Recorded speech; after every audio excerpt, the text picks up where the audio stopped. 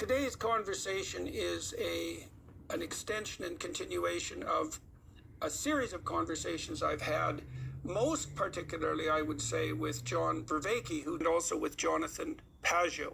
And those conversations really center on specifying the foundational principles of iterable society. And so it takes a lot of conversations to make progress. But I've listened to some of the conversations I've had with Pageau, Jonathan Pageau, or with John Vervaeke. Anyways, we introduced another person into this conversational realm today.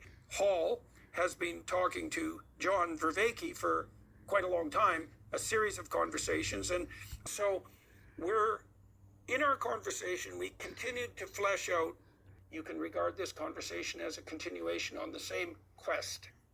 If I asked you why you're here having this conversation, let's play it out a little bit. Why are you here having this conversation? You invited me. And they indicated to you that the conversation might be worthwhile? Is that a good summary? Yeah. We've got two superordinate. Okay. What would it mean for the conversation to be worthwhile? That oftentimes I don't discover that the conversation was worthwhile until well after the conversation occurred.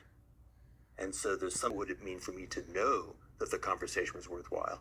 And let's say for the moment, the ontological sense of what would it mean for the conversation to have been worthwhile, regardless of whether I say that you're making the presumption that there's something worthwhile in conversational investigation, which is a reflection of the logos, let's say, but this is also a public conversation, and so if we manage it successfully, let's see if we can define worthwhile.